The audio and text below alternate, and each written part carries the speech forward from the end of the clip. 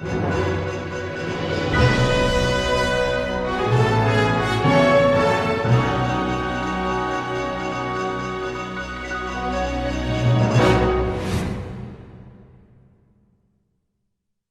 the wars in Iraq and Afghanistan have wound down, the Pentagon has embarked on a plan to shift more of its forces to the Asia-Pacific area to deal with a rising China and other security challenges.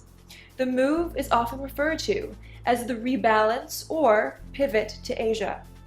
However, there is one prime location which is often overlooked in discussing where to station U.S. military troops and to establish new air bases, naval docking facilities, etc. Where is that? It's Taiwan. But wait a minute, doesn't Taiwan have its own Ministry of National Defense? Are there any rationale to say that ministry is operating improperly? Would U.S. defense companies be able to sell more military arms for the defense of Taiwan if the Pentagon took over these responsibilities directly? Well, of course the answer is yes, but these kinds of things are never discussed in Washington, D.C. In fact, the idea that the United States should bear full responsibility for the national defense of Taiwan, both in regard to personnel and equipment, is occasionally discussed in the Taiwan press. But in the USA press, this topic seems off limits. If the ROC on Taiwan is a sovereign entity, we need proceed no further. A sovereign nation will have to bear responsibility for its own national defense. However, as we have learned on this YouTube channel, the ROC on Taiwan is a non-sovereign entity. It is a government in exile. At this juncture, it appears worthwhile for us to examine the legal basis for the functioning of an ROC Ministry of National Defense in Taiwan in more detail. Allow us to dispel further misconceptions as we continue our series of commonly seen mistakes when discussing the legal status of Taiwan.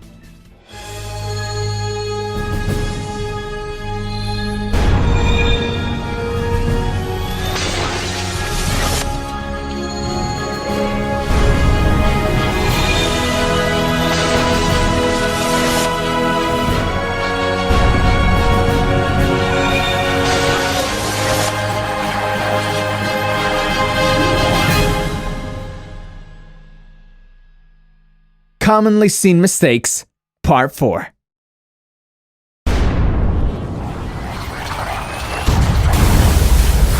The Taiwan Relations Act mandates the sale of military equipment and hardware to Taiwan.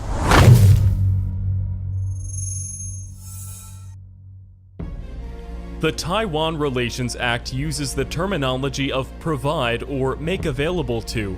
The words sell or anything similar cannot be found in the Taiwan Relations Act. So what are the implications of this? We know that the Taiwan Relations Act contains a clause which specifies that the determination of Taiwan's defense needs shall include review by United States military authorities. Clearly, the United States Department of Defense would not be violating the terms of the TRA if it assumed full responsibility for the national defense needs of Taiwan. Ideally, this would be done by directly stationing U.S. military personnel in Taiwan and building military airports, naval ports, and shipyards, and all other necessary facilities.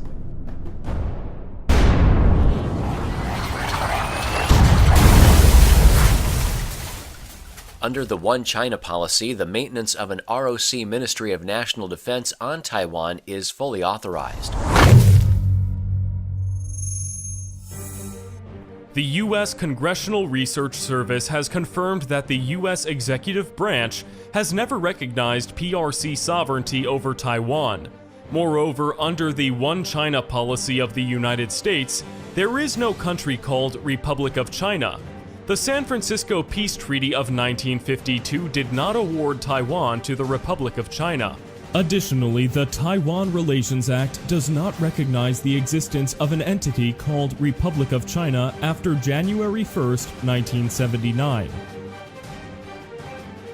Based on the above, we are hard-pressed to find any legal rationale to justify the existence of a military establishment on Taiwan organized under the authority of a Republic of China constitution, and which requires all personnel to swear allegiance to the Republic of China.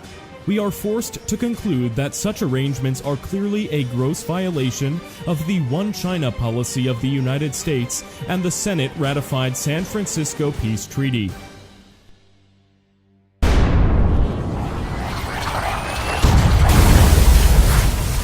The legal basis for the establishment of an ROC Ministry of National Defense in Taiwan can be found in international law. The highest-ranking document of international law dealing with the disposition of Taiwan in the post-World War II era is the 1952 San Francisco Peace Treaty. A thorough examination of the post-war peace treaty fails to find any clauses which can be interpreted to authorize the existence of a Republic of China government structure on Taiwanese soil, or the functioning of a Ministry of National Defense under the authority of a so-called Republic of China constitution. In consideration that Taiwan was sovereign Japanese territory until the coming into force of this treaty, when the Republic of China moved its central government to occupy Taiwan in December 1949, it was moving outside of China's national territory and immediately became a government in exile. Under international law, a government in exile is not permitted to have an actively functioning Ministry of National Defense or any similar agency.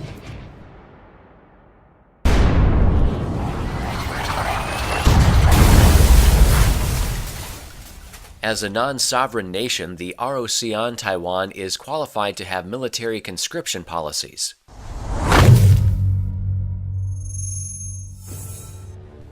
As a fundamental point of reference, the U.S. Supreme Court has ruled that military conscription policies must be based on national sovereignty. The Republic of China on Taiwan is a non-sovereign entity and hence by definition cannot have any form of military conscription policies. Without such policies, of course, there is no manpower available for the staffing of a Ministry of National Defense. The often heard statement that the international legal status of Taiwan is undetermined or unsettled corresponds to the reality that Taiwan remains under a condition of military occupation in the current era.